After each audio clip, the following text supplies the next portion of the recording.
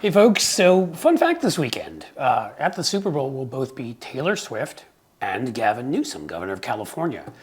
If that doesn't send MAGA tears flowing.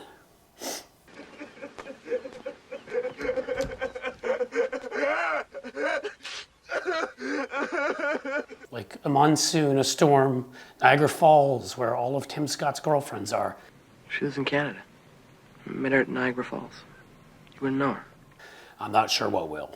But that's just really a way to enter into the conversation about Gavin Newsom today. He recently did an interview, and I want to talk briefly about it because he was terrific. He pointed out what has been a Democratic problem for a long time, which is Democrats often have stayed on the defensive. They've sort of been in a crouch. They talk too much about policy. The truth of the matter is that elections are won with smart messaging, with sticking to your message and making it emotionally based and making sure that it defines your opponent as well as it telling people about who you are and what you prioritize and care about. Newsom gets this, which is why he crushed Ron DeSantis in that ill-advised little white booty DeSantis debate back a couple months ago. And DeSantis decided he'd get up and debate Newsom, and it looked worse than he did in your average deli, stuffing his face while he was talking to people. Newsom has a great command for the facts, but he also understands the power of emotion. And the three key words that I'm going to give you right here, in which he explains to you in this video we're about to show you: be on offense. For so long, Democrats have responded to the news cycle. They've let Republicans dominate it. Newsom gets it. That's not the way this should work. If you're explaining, you're losing. It's an old saying. Don't let them define you. Don't let them put you in a place. Here, watch what he has to say about this. Elections are sometimes decided on emotion rather than concrete policies.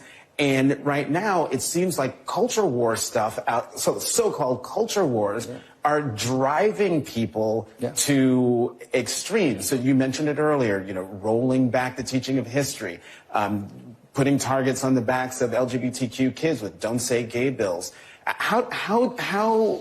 What is the effective message to push back against? How about have a message that's offensive, not just defensive? We've been on the defense too long. CRT, ESG, DEI. I joke, it's everything with three letters: DOJ, FBI, IRS. And we're constantly on the receiving end of that. Look, one thing I've learned from the propaganda networks out there: facts don't matter. Illusion rules. It's who dominates the narrative. What's Trump's success in this primary? It's about dominating the narrative. Flood the zone. When the courtroom is a campaign stop, you're flooding the zone. DeSantis said it himself. Says, it's hard to get any attention out here. So what Democrats need to do is we need to flood the zone. See, the benefit we have the facts. They don't. We have the policies. They don't. We have the record. They don't. They have rhetoric. They're obstructionists. The reason you're on a cultural purge, Republican Party, is you don't have an agenda for unifying this nation. The Democratic Party should be dominating right now. It's time to get back on the offensive and start to feel good again. Now you see, as Newsom made clear, we are right on the facts. This isn't 1985 anymore with a popular Ronald Reagan and Democrats scared because the polling is against us and they have this charismatic leader. They have snarling, angry, smelly beasts like Donald Trump, Newt Gingrich, and just unlikable, gross people, pencil-neck nerds, like angry, sort of barbaric losers like Marjorie Taylor Greene, picking a fight everywhere they go and screaming and yelling. It is the angry, snarling face of fascism. It isn't conservatism. People don't like it. They saw January 6th. That's the reason 43% of Nikki Haley voters in Iowa said that these mostly Christian Republicans would vote for Biden over Trump. They get who Trump is. They get who Marjorie Taylor is.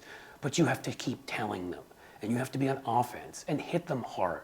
And I'll say the Biden campaign has done a much better job of this. They've been doing it in their ads, mocking Donald Trump's mistakes, which is something gets under his skin because politics is psychological warfare and Donald Trump is a psychopath. But also, again, with some of the others I've talked about, Josh Hawley with his little sisterly kiss of his wife, and Ted Cruz with whatever that thing on his face is that he calls a beard, and running off with his little pot belly to Cancun when it gets cold. This is who they are, and this is how you should define them, and this is how you should speak about them when you attack them on issues connected to their personalities, connected to their beings, to who they are. make it clear to people that you're there for them. Be on offense. This isn't difficult to do.